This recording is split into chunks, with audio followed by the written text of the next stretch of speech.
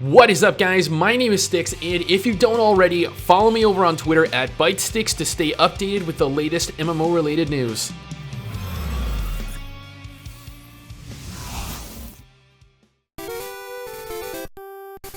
Pokemon. Now there is a throwback to my childhood.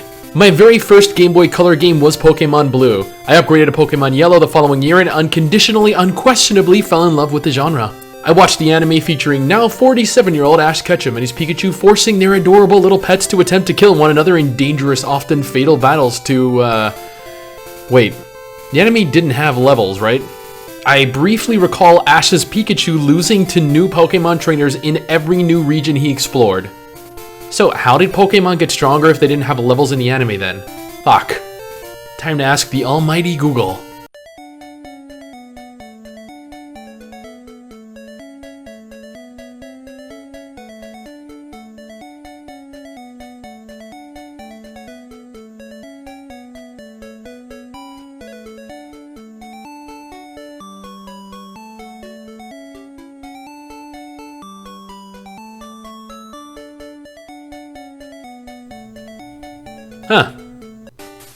Back on topic, Pokemon Revolution Online is an MMORPG made in the vein of the Pokemon games released by Nintendo.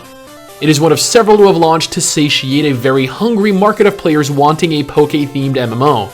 The game specifically gives players the ability to choose between various hairstyles, hair colors, skin tones, base outfits, and outfit colors specific to each gender. I am a huge fan of blondes, and my favorite Harry Potter house happens to be Hufflepuff, so naturally when I saw this skirt I absolutely had to have it on my girl. Revolution has its own unique storyline featuring various characters from the anime, such as Jesse and James, along with Cassidy and, I forgot. Cassidy!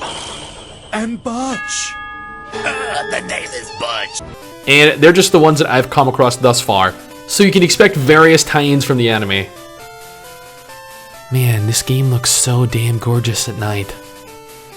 One of the best parts of the game I have come across is that it incorporates the Kanto, Johto, Hoenn, and Sinnoh regions while also including the Sevi Islands.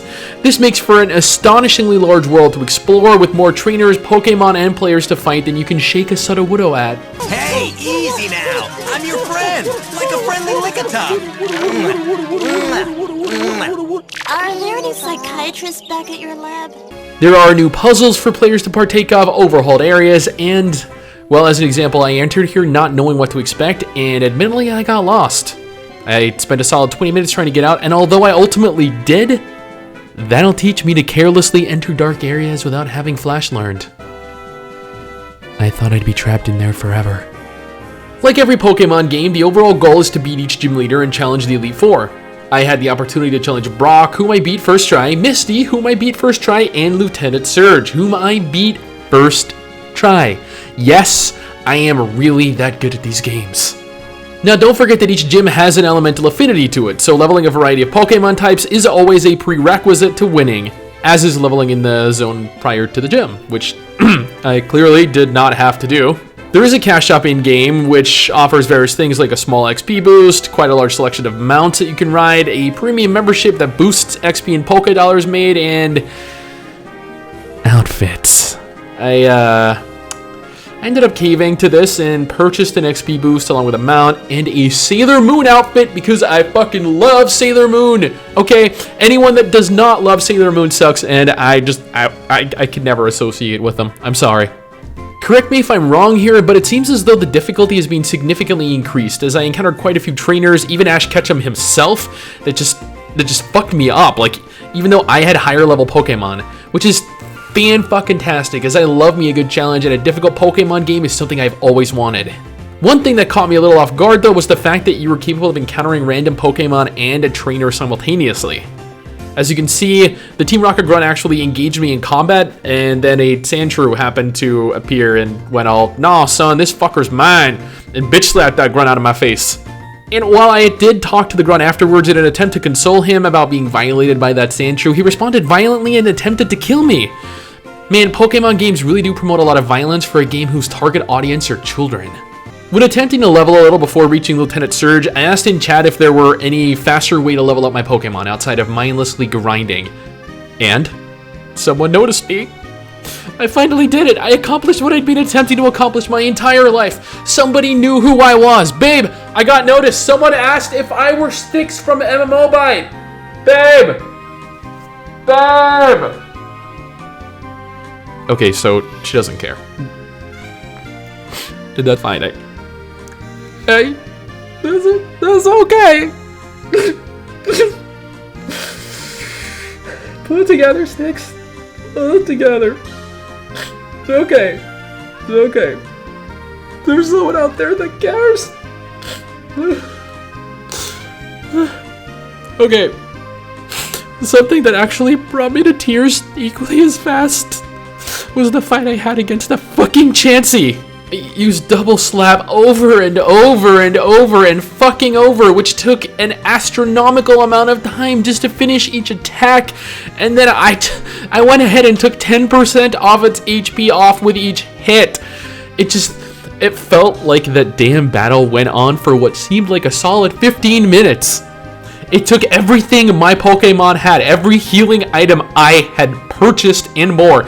It took every ounce of strength I had just to emerge victorious from that encounter. I admit, I did not know that Chansey was such a fucking badass. I always thought it was just a tall, fatter Jigglypuff that had a thing for eggs. What would a Pokemon game be without a rival to put in place every time you meet up, right? Admittedly, Jackson wasn't really much of a challenge after we first engaged in combat, which could admittedly be because I had overleveled a little, though, or, you know, because clearly he was just completely and undeniably outclassed. Admittedly, defeating Lieutenant Surge was perhaps the closest battle I had fought up until that point. When I got hit by that final Thunderbolt, I thought it was all over, but my little Wartortle just survived with what looks to be a single HP. That guy just did not want to die. Thankfully, because, you know, I probably couldn't have done it without him. One particular thing of note in this game is that if you encounter a coughing or a wheezing, you should just, you know, prepare your anus, because it's going to be penetrated so hard that simple creams won't be enough to ease the pain of being exploded all over. Or inside of. Or both. Oh god. Oh, that's a terrifying thought. Nor will it be enough to ease the trauma your child suffers after witnessing a Pokemon explode into little pieces all over them. And this happens again, and again, and again. Every time you encounter a fucking coughing or wheezing, they just self-destruct all over you. God, that was fucking irritating. By the time I stopped playing, accumulating possibly 8, maybe 10 hours total playtime, I had fully evolved my Blastoise, my Pidgeot, and Arcanine, with every other Pokemon being around level 30 as well. This was pretty good considering the Pokemon around the areas I found in were all around level 27 to 30 as well, meaning the XP rates are fairly accurate. Now, Pokemon Revolution Online, how does it fare currently in 2018? Is it worth playing? Is it even a decent Pokemon game? By far, it is probably the most packed, highest quality Pokemon MMO out there, with the only other games being equally as good quality being PokeMMO and PokeOne, both of which will have videos done on them in the future. Revolution's unique story, unique animations, non-pay-to-win cash shop, and difficulty make for some very interesting, very compelling gameplay, and I personally could not have enjoyed my time any more than I did. And that is coming from a huge fan of both a Pokemon anime and pretty much every Pokemon game released to date. Now that is all from me for today. I'm out. Peace.